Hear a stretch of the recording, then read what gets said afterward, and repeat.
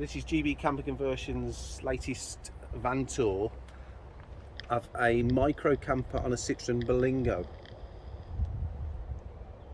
Now, I know that we've done these before and we've got a couple of videos, but this is just showing you really the versatility of the vehicle itself and the conversion that we can offer in a nice small little vehicle.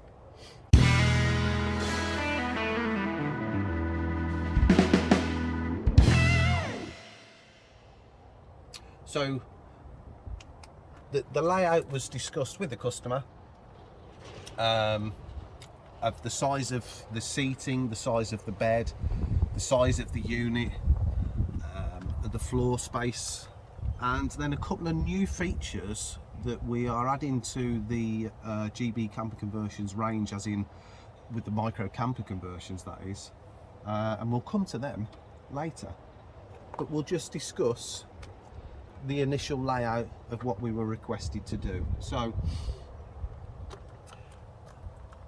most importantly for the customer was having a suitable size seat that could be used as a bed without it being extended out.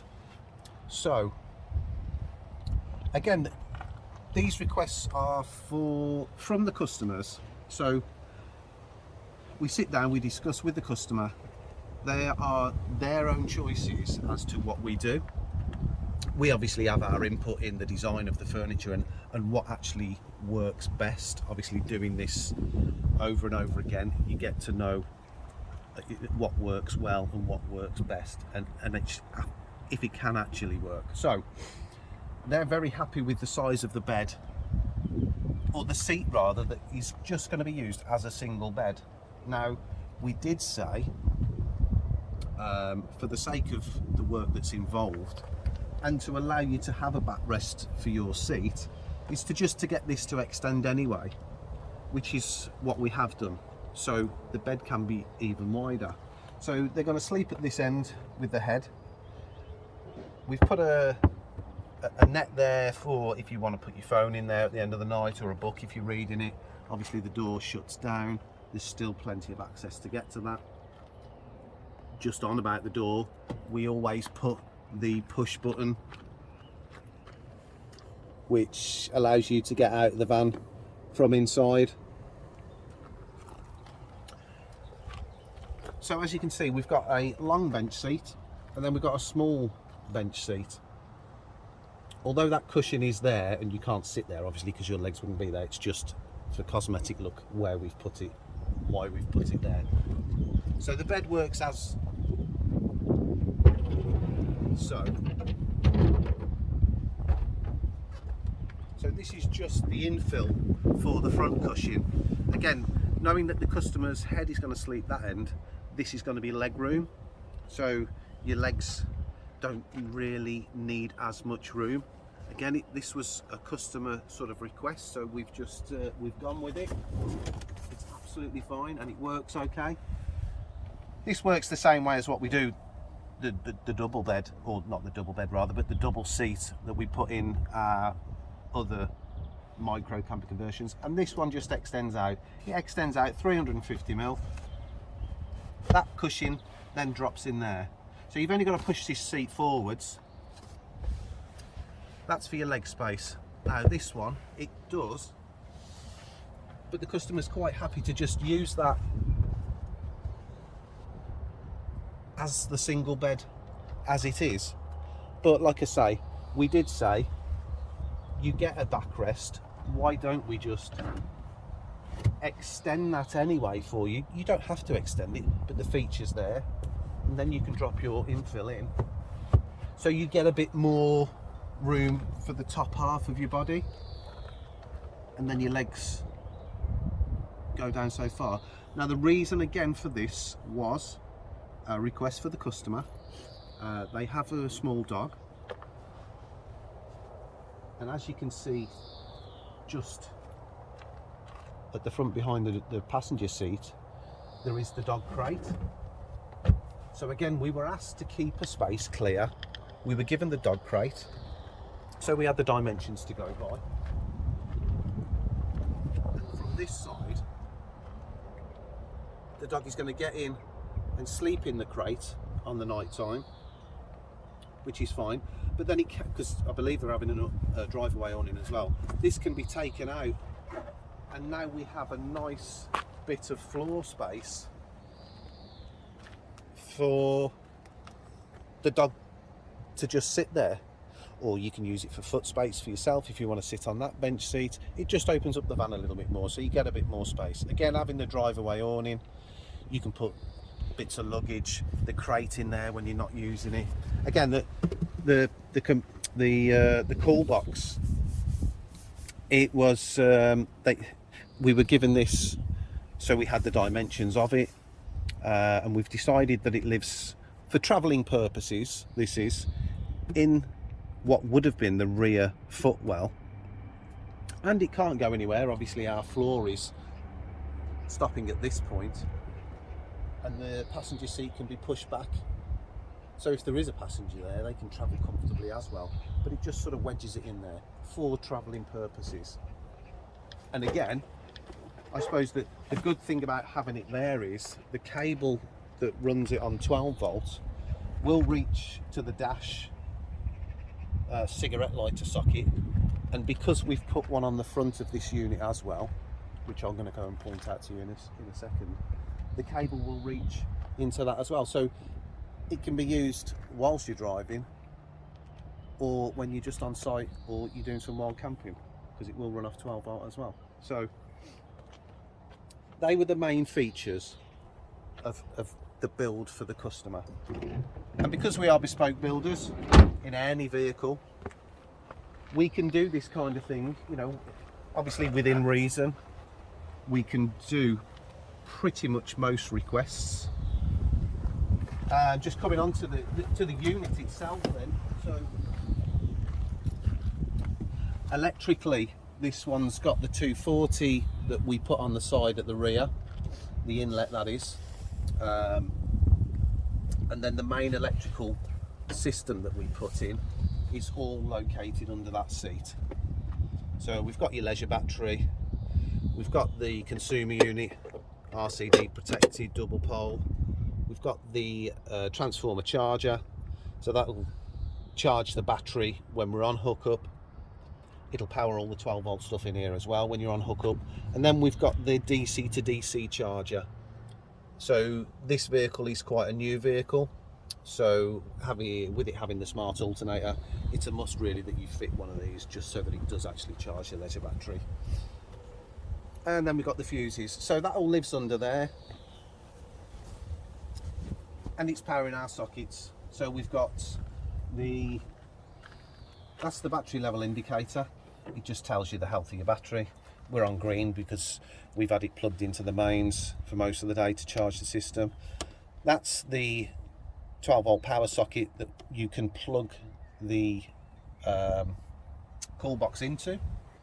Then you've got the 240, and then you've got a 240 this side with a twin USB. So the 1 amp, the 2.1, and then the switch in the middle of those two is because we've put some lighting in for her. So a couple of LED lights on the switch, nice and easy to get to. So the storage on this one, again, you know, it's a small little vehicle. There are compromises that you have to make in a smaller vehicle. It's got a decent size worktop. You know, you can still use this as your worktop. Because we can extend this seat, you can get closer to the unit as well. So, you know, you could comfortably eat a meal off there, put your tablet on there at the end of the night, and then we've got a couple of decent sized storage compartments. So we've got a nice shelf in there, goes back quite far. We've got a lower one, again it's a decent size, and then we were asked to put a taller cupboard for taller objects. So the first one we've popped a shelf in because we were going to make the cupboard slightly wider, but obviously in making a wider cupboard, to open it, it's going to hit the seat. So we've gone for two slimmer ones, one with a shelf in, and then the one on the end is the taller cupboard So you can get some nice tall items in there. Maybe a water container in there if you intend on taking some water with you. And you do get this bench seat underneath here. So this is 800 long by 550 wide. That's a nice piece of storage under there as well, because it's completely empty. But like I say, what we have done, and we've added it to our range now for our micro camper conversions, is we've made some window boxes which seem to be quite popular. So again, it's just that added bit of storage.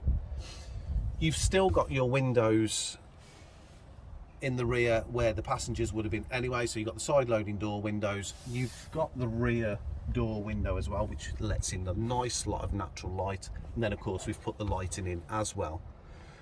But with the window boxes, so you don't really lose a lot, but what you do gain in the way of storage is you get a decent size bit of storage shelved off as well, so you can use those compartments.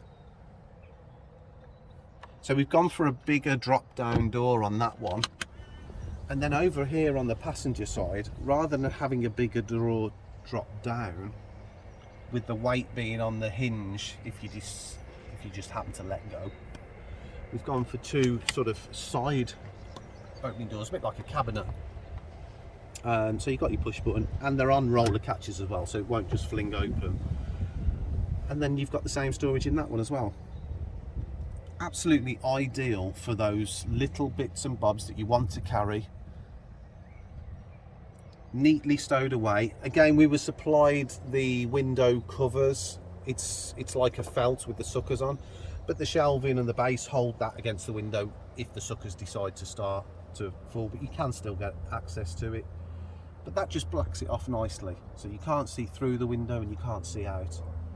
But to get that little bit of extra storage in there, I think is a nice, neat extra bit of storage, as well as your storage unit, as well as under the seat. We're now making use of the space in the window apertures that you wouldn't really use otherwise. Another thing with this vehicle was having a portable stove rather than having one built in. Obviously, the width of the seating determined the width of the aisle, which then determined the width of the unit itself. But it's a nice size worktop, and we can still get our portable cooker on there. Now, again, it's just something else that we've done different this time round, but we will definitely be doing it again. Now, it's a very, very simple idea, but all it is, rather than having our portable stove stowed away in one of these cupboards, or even under your bed and you've got to lift it up to get to it, but it's just so simple in its own little compartment. On the side of the seat box, it doesn't get in the way of anything at all. You can shut that door, it won't catch it. You can shut the door and still get to it. It's not in the way when you're sleeping. It's just, I mean, you know, it's not groundbreaking stuff, but it's just another idea that we've decided to utilise that bit of extra space, because space is the final frontier, as Captain James T. Kirk used to say. But anyway, yeah, so you can get hold of it. We can pull it out while the door's open or closed. We can bring it onto our worktop. We've got a nice, decent sized bit of worktop. We can use it. Obviously, in a ventilated area would be ideal. We do have opening windows on the two side loading doors, and if you can, leave the back door open, but you can use it once it's used.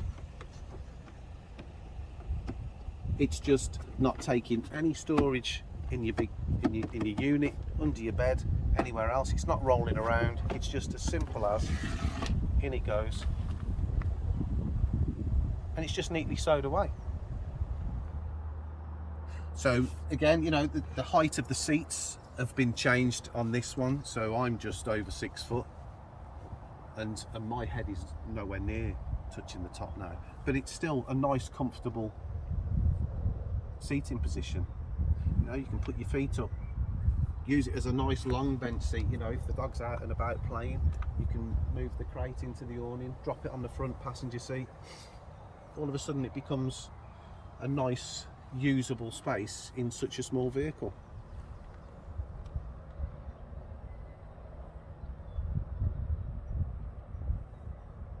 So we are GB Camper Conversions, based in Tamworth in Staffordshire. The videos are on our website, www.gbcamperconversions.com. There's an inquiry form, there's information about the company, and it just gives you an idea of what we can do in a small vehicle or even a larger vehicle. If you want to give a thumbs up on the video, that would be great. And if you haven't already, if you want to subscribe to the channel, you can press the button below. Thanks for watching, and we'll see you next time.